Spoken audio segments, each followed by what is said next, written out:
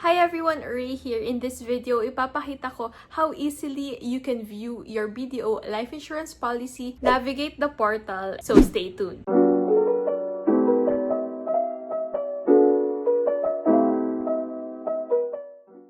On the BDO website, go to Insurance, Life Insurance, then sign in to Customer Portal. Use your BDO online credentials here. If ever hindi nyo pa din ma-access yung customer portal with your login credentials, make sure to follow these reminders. Make sure that your BPI online app is active and updated.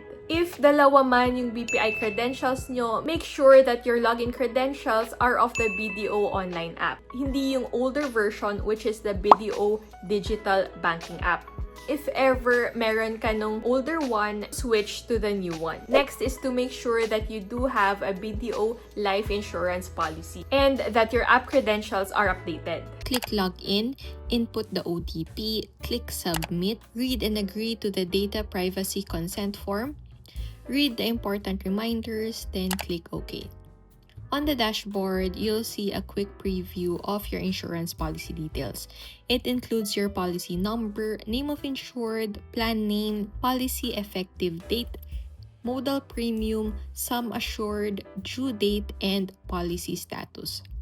If you click on your policy number over here, you'll see more details such as yung plan description, coverage benefits, enrolled bank facilities, beneficiaries, assignee, and client transaction history. Dito naman, under premium payment, makikita nyo yung transaction history of all your payments.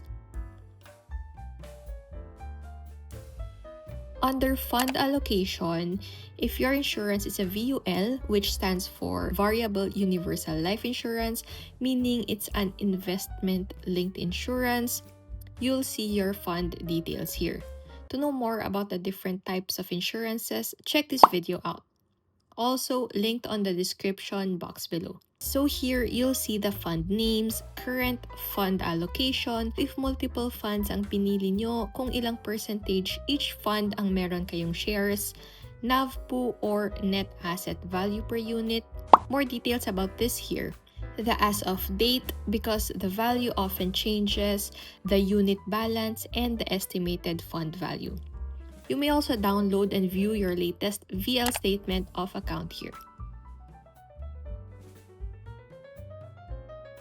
Now, if you want to view more funds or learn more about the fund you're currently invested in, click nyo lang siya. And here you can review them. If we go back and click payment, you'll see the payment details.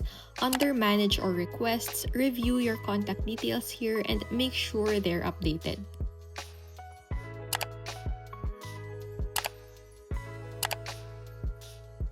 Direct credit facility enrollment.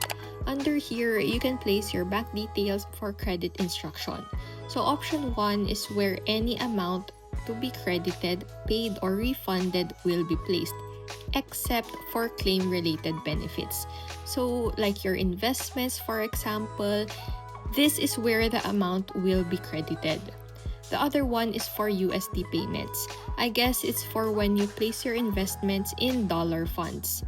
Take note lang that the actual amount will still be based on the prevailing forex rate on the day of the payment. Next is the PDF rider enrollment.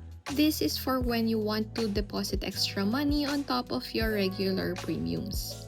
You also have here your inbox forms. So if mag-claim kayo, you can download the PDFs from here and fill it up. Editable naman na yung forms nila. FAQs and feedback and inquiries.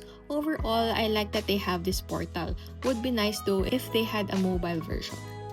I recommend checking or reviewing your policy at least once every few months. It's a great way to stay updated, especially if you have riders like health or accident coverage. Plus, it's good to confirm that your contact details and beneficiary info are updated. That's it. Viewing your policy is simple and easy. I hope this video helped. Don't forget to like this video, hit the subscribe button and the notification bell in order to be notified on more videos similar to this. Thank you guys. Bye!